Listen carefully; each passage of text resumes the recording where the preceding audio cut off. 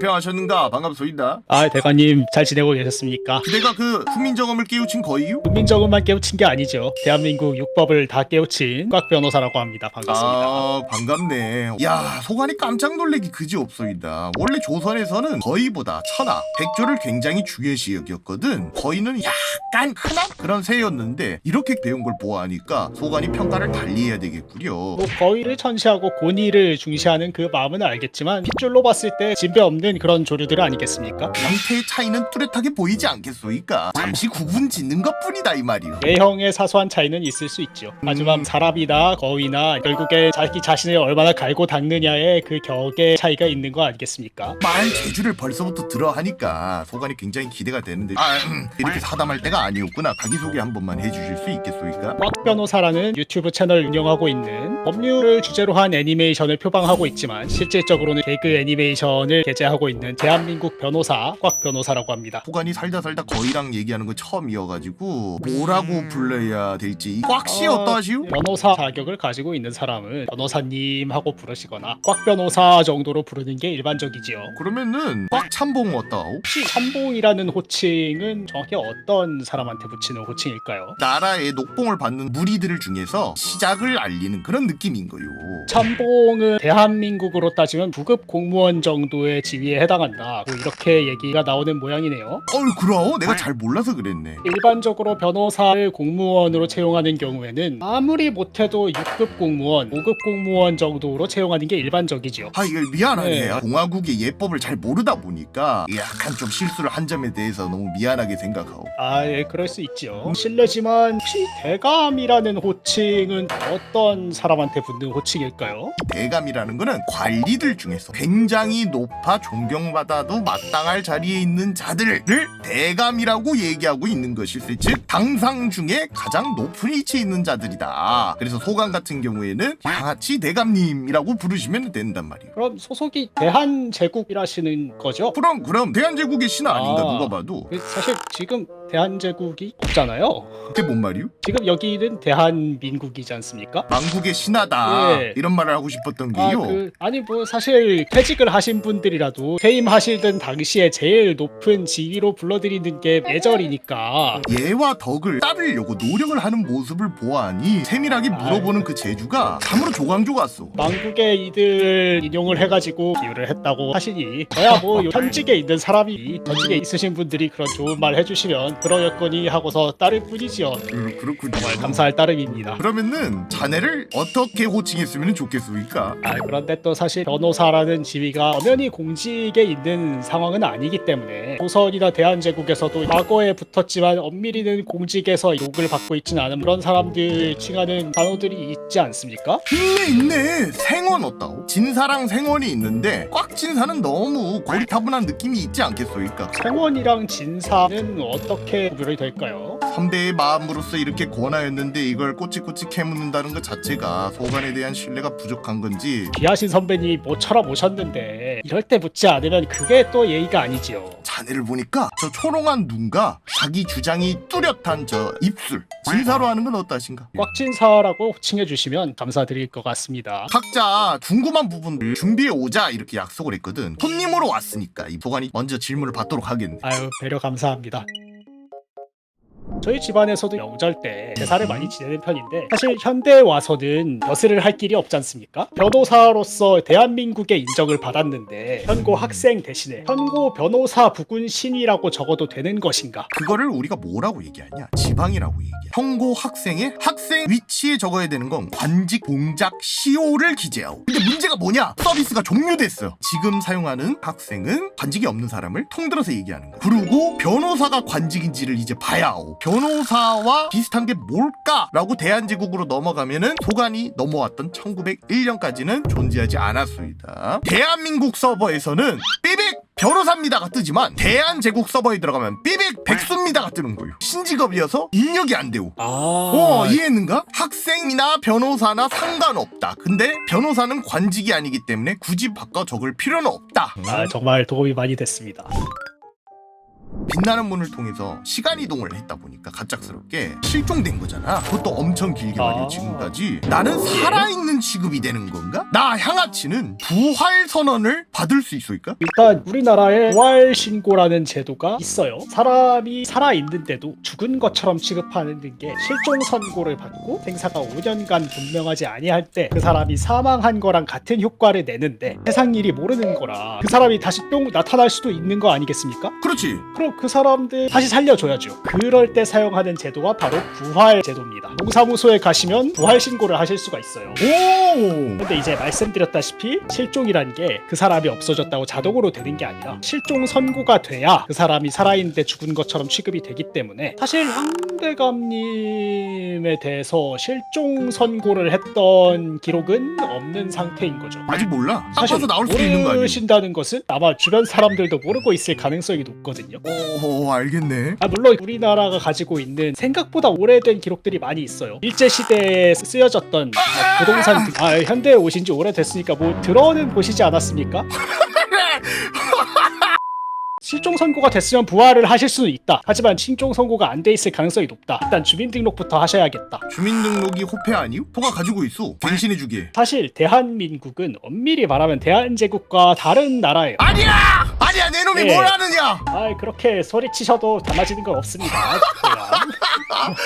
헌법 전문에 보시면 유구한 역사와 전통에 빛나는 우리 대한민국은 3.1운동으로 건립된 대한민국 임시정부의 법통 따른다고 되어 있기 때문에 대한제국이 망하고 이제 3.1운동을 통해 새로 세워진 대한민국 임시정부가 현재 대한민국의 실체가 되겠습니다. 그래서 이제 그 호패는 서비스 종료됐다. 말이. 주민등록증으로 바꿔드리는데 절차가 필요하다. 잠깐만. 그럼 나는 어느 나라 사람이요? 조선 서비스를 받던 국민들을 대한민국 서비스로 옮겨주었던 법률이 존재를 합니다. 남조선 과도 정부 법률이라고. 잠깐만. 왜 남조선이요? 북한과 남한이 나눠질 당시 아! 국적에 관한 임시 조례의 규정에 의해서 조선 국적을 가지고 있었던 사람은 대한민국 헌법의 제헌과 동시에 대한민국 국적을 취득하도록 되어 있었습니다. 그래서 이제 향대감께서는 대한민국 헌법이 제헌되는 순간 대한민국 국적을 취득하신 겁니다. 다만 아직 주민등록증이 안 나왔을 뿐인 거죠. 호간이 주민센터에 가가지고 내가 대한제국 사람임을 증명해야 된다는 거지? 정확히는 조선 사람임을 증명해야 되는데요. 조선 사람은 어떻게 되어 있냐면 아버지와 어머니가 조선 사람이었던 사람을 조선 사람으로 취급하고 있으니까 족보를 가져가셔야 될 가능성이 좀 있습니다. 없으면 어떡하오? 없으면 없는 대로 열심히 설득을 하시면 되는 거기 때문에. 실록에 내 이름 적혀있으면 인증이 돼요? 그런데 실록에 적혀있는 분이 대감님인지를 아니 한자 똑같으면은 같은 사람 아니요? 저도 그렇게 개명할 수 있잖아요. 너가 뭔데? 대감님은 뭔데요?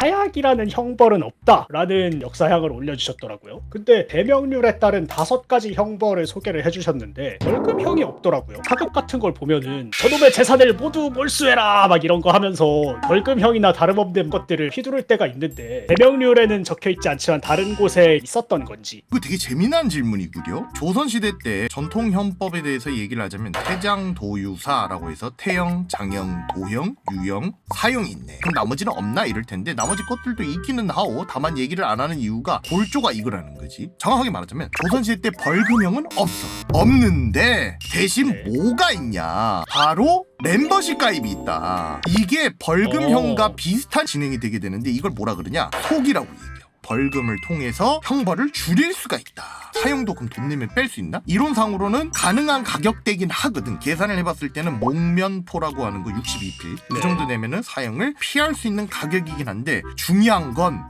내전이라는 걸 좀 살펴봐야 되네. 거기에는 사형의 가격이 규정이 안 돼 있다. 지금 뭔 소리다? 반역, 반일륜, 범죄, 대속 불가. 현대로 따지면은 가끔 영업정지에 가름한 과징금, 그거랑 굉장히 유사한 형태군요. 그렇지. 아까 전에 사극에서 말했던 저놈 재산 다 걷어, 그거를 정몰이라고 얘기해요. 이거는 일가족을 연자로 상속자 없는 재산을 몰수하는 거예요. 어차피 상속할 사람이 아무도 없는 재산이니까. 그렇지. 연자제가 적용됐다는 건 멸문당하는 거라고 생각하면 될 것 같네. 그 다음에 입관이라는 용어도 있긴 하네. 범죄로 부당하게 취득한 이득을 몰수해서 주인한테 돌려주는 애. 생각보다 현대 형법이랑 제도가 크게 다르지 않네요. 백성들이 맨날 양아치 대감은 무단 결근 중이다 이 얘기를 하던데 과연 소가는 무단 결근 중이겠소이까? 맞다면 어디까지 처벌받는가? 일단 교통약이 있으시면 미리 좀 하나 정도 주시고. 아니 하시길 괜찮네. 일단 대한제국은 아까 말씀드렸다시피 대한민국이랑 연속성이 없습니다. 뭐라고? 대한민국은 3.1운동으로 인한 대한민국 임시정부를 기반으로 탄생한 나라이기 때문에 조선 사람은 대한민국 사람으로 서비스 이동이 됐지만 안타깝게도 대한제국 관료가 대한민국 공무원으로 서비스 이동이 안 됐어요. 엄밀히 대감님이 마지막에 어떤 자리에 있었는지를 설명을 드리자면 1910년에 대일본 제국 칙령으로 조선 총독부 설치에 관한 건이라는 칙령이 있었는데 여기에 따르면 대한제국 정부의 모든 관청을 조선 총독부 소속 관서로 간주하여 존치시킨다라는 칙령이 있었기 때문에 상대감께서 기체문을 들어가신 이후에 대한제국에서 따로 해임당한 기록이 없다면 마지막 소속은 조선 총독부 공무원이다. 잠깐만 이게 무슨 그래서 소리요? 이제 변호사 양반. 상대감께서는 대한민국이 재헌을 한 시점부터는 직업을 잃으셨다. 그래서 대한민국 공무원으로서 무단 결근 중인 상태는 아니시다. 상대감님의 지금 지위는 전 조선 총독부 공무원. 네 이놈! 이놈이 지금 감히 어느 말이라고 지금 망발을 내뱉어? 얘기하신다고 뭐 달라지는 게 있는 거 아닙니다. 저는 잘 원래는 다음 질문이 소관이 공무원연금 받을 수 있을지 기대하고 있었거든. 근데 어떤 잔혹한 날짐승이 소관의 꿈을 짓밟아 버렸네. 어떻게 생각하시오, 곽진사? 뭐 사실 받을 수 있는 방법은 찾으려면 찾아 드릴 수 잠깐만! 자, 소관이 질문하고 싶은 게 있네. 소관이 공무원연금을 받을 수 있겠소이까? 근데 통약은 준비가 되셨는지. 아까 말씀드린 대로 대감께서는 대한민국 공무원은 아니십니다. 조선 총독부. 알겠네. 그래 그거. 그러면은 대감은 원래 녹복을 받아야 하던 곳이 조선 총독부지 않습니까? 그걸 받아와야 되는데 조선 총독부가 줘야 되는 월급이 어디에 있는지는 조금 논란이 될 수가 있어요. 유고다 868 대법원 판례를 보면 조선 총독부 소관으로 있던 국유 재산이 대한민국 정부의 수립과 동시에 당연히 대한민국의 국유가 되는 것이고, 그리고 일본 정부가 한국인에게 부담하는 계약상 의무도 대한민국이 이를 승계한다라는 내용이 있기 때문에 대감이 조선 총독부에 가지고 있던 월급 채권과 퇴직금 채권은 대한민국에 넘어갔을 가능성이 있습니다. 그래서 대감님께서 대한민국에 조선 총독부에 대해서 가지고 있던 채권들은 대한민국이 인수했으니까 너네가 줘라 라고 국가를 상대로 소송을 하셔서 받아오실 수 있다. 오! 그러면 가서 신청하면 찾을 수 있다는 소리? 신청해서 이제 대감께서 어떤 사람이고 기체문을 통과해서 이렇게 왔는데 그때 당시에 이런 벼슬에 있었고 그런 기록들이 있고 이런 것들을 다 증빙을 해서 판사님한테 딱 드리면 대한민국은 이 양아치 대감한테 밀린 월급과 퇴직금을 줘라 라는 판결을 받을 수 있다는 얘기지요. 곽진사, 자네가 나라고 생각하고 한번 얘기해 보시게 그대로. 왜? 솔직한 모습이 보기 좋은 것 같소요. 진짜 조광조가 될 것 같아. 제2의 그 정도가 되겠습니까? 한 제2의 양아치 정도 되겠지요.